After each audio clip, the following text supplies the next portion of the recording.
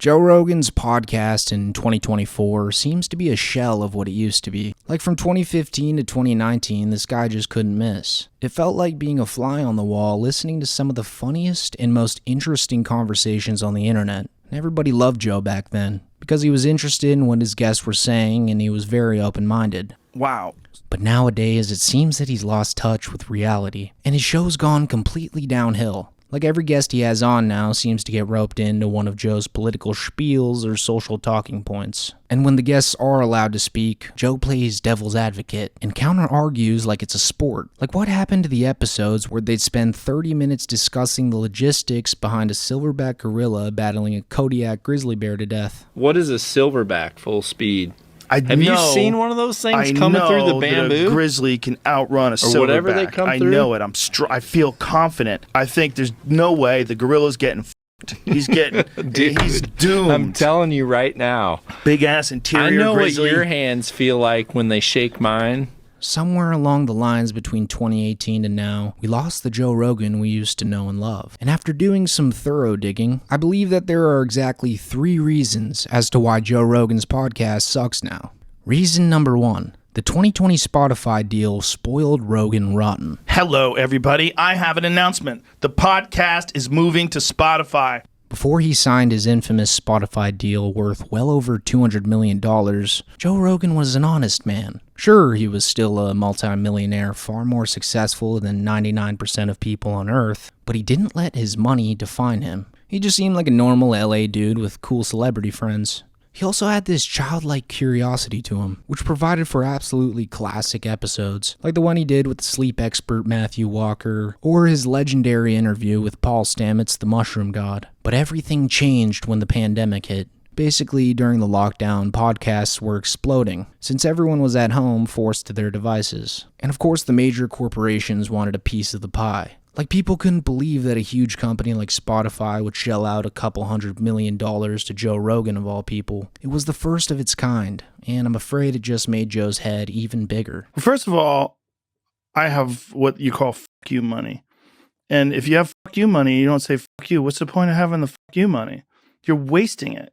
Like, he immediately packed up all his things and moved to Austin, Texas, where he'd invest in a new studio and open up his very own comedy store, The Mothership. I mean, Joe had money coming out of his ears, which boosted his ego beyond belief. Like, all of a sudden, he became Lord Joe Rogan, and people worshipped him. Like, just listen to the way people acted when him and Andrew Santino went to a restaurant in Austin together. Comes walking in, and the girl at the front is like, Joe goes over there. He's like, "What's the deal? Is there any way we can sneak somewhere in here at all?" Yeah. He's being so polite, so nice. And she's like, I don't have any... Dude, before she can finish her sentence, you see a guy, I mean, it's like out of a movie. He's like talking to guests in like a nice suit. And then he turns and he sees Joe and he's like, and he just beelines and he goes, "Joe Rogan, what can we do? How can we help you? Where do you need to be tonight?"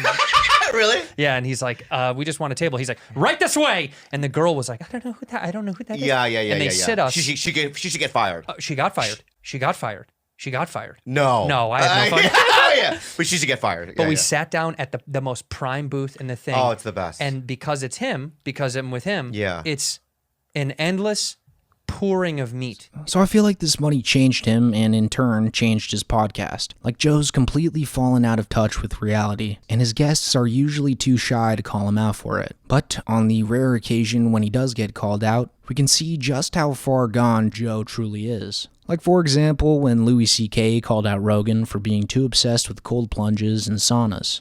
I was watching this video where these guys were talking about, Lex Friedman and Andrew Huberman were talking about saunas and cold plunges and stuff like that. And then I'm reading the comments where some guy was like, "Yeah, well, you guys aren't talking about is how much it costs to buy a sauna. You're making it seem like it's all free." And like what are you supposed to do? Like, every fucking thing? Like, I'm sorry if you're broke. I'm sorry if you're broke. It's a ridiculous conversation. It's not like the way the earth and the experience of like competing for food and oxygen and living on Earth, you know, and living in society and just being a person. We've got to some altitude here where we're having some stupid conversations that are just, you know, should I do a cold plunge or a sauna? Like, what the fuck is that? It's trying to find just the right balance because there's nothing really challenging you. because you don't have any real problems, and you're not on the earth. You're not standing on the earth anymore. You're in a bubble where you sort of like, maybe I'll try this, and maybe I'll just do protein now, and I'll do, you know what I mean?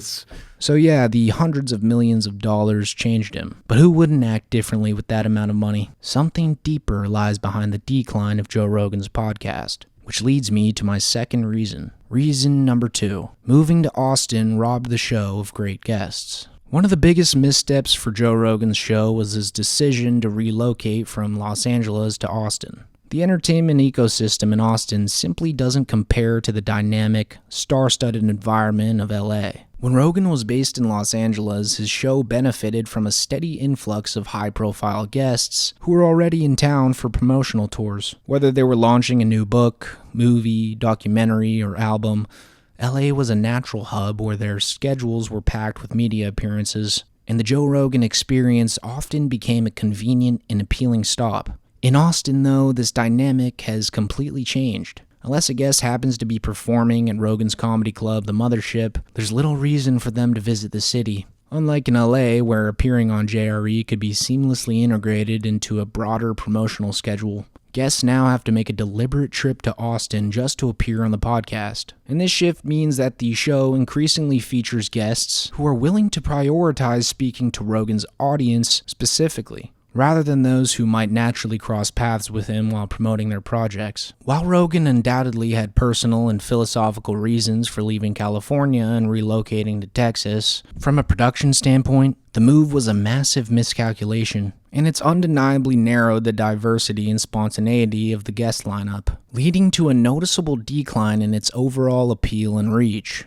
So between the COVID-19 pandemic, the Spotify deal, and moving to Texas, it felt like the podcast was shifting in a certain direction, like Joe was slowly turning his podcast into one revolving around right-wing politics, which is my third and perhaps most important reason as to why the Joe Rogan Experience is completely unlistenable now. Reason number 3, far-right Joe blows. So before becoming a mainstream conservative news outlet, Joe prided himself on being ideologically neutral. Yeah, I think socially I lean more left, like socially, like in terms of like welfare and things along those lines, and it sucks. I lean way left when it comes to those kind of things, gay rights and things like social programs for disenfranchised people and disenfranchised communities. I lean way like if I want my tax dollars to go to anything, I want it to go to making people's lives easier. Yeah. But I'm also pretty pragmatic,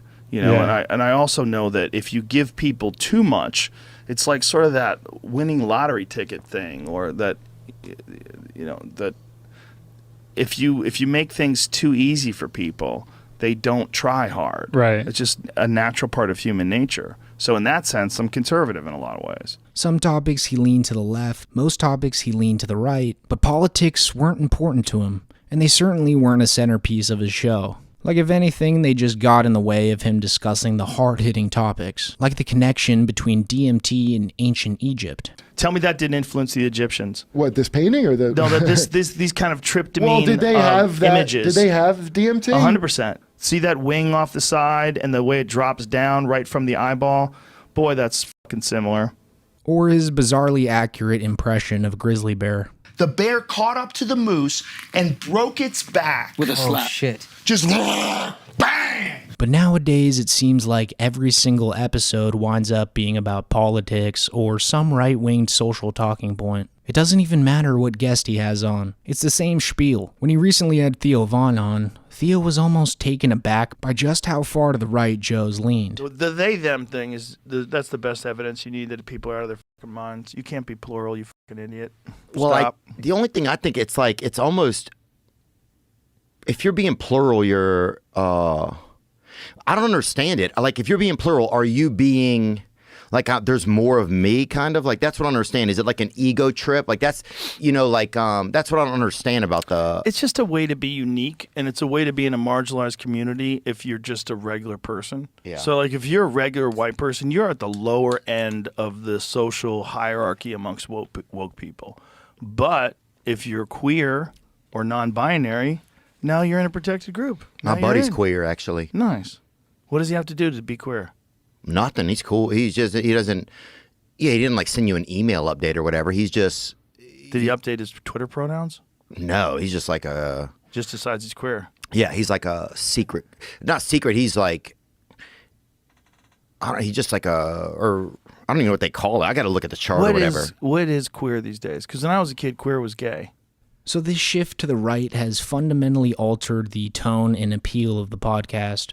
Like what was once a space for quirky, thought-provoking discussions and lighthearted banter has now become a predictable soapbox for Rogan's political views. The magic of the Joe Rogan Experience in 2018 wasn't just the guests or the topics, but the sense of curiosity and exploration that made every episode feel like an intellectual adventure. But now the podcast feels more like an agenda-driven platform, alienating longtime listeners who tuned in for the eclectic charm the show once had. And Rogan's fixation on these themes doesn't just narrow his audience, it diminishes the very essence of what made his show stand out in the first place. So in conclusion, the decline of the Joe Rogan Experience isn't just disappointing, it's symbolic of how success, ego, and ideology can distort a once great platform. Rogan's $200 million Spotify deal made him untouchable, but also unrelatable. Secondly, moving to Austin severed the organic flow of guests that made his show feel vibrant and unpredictable. And lastly, his pivot to political commentary alienated the fans who once turned to JRE for thought-provoking conversations and offbeat humor. In 2018, Rogan had built something truly special, but over time his priorities have shifted. It's hard to overstate just how much potential Rogan had before signing his Spotify deal. Like he wasn't just a podcaster, he was a cultural phenomenon. And the show represented a rare space where people of all backgrounds could come together, laugh, and learn. But as Rogan became more insular and opinionated, that magic slowly slipped away. For a man who once prided himself on curiosity and open-mindedness, Rogan's inability to reflect on his own transformation is sort of ironic. And at the end of the day, it's not just Rogan's loss, it's ours too.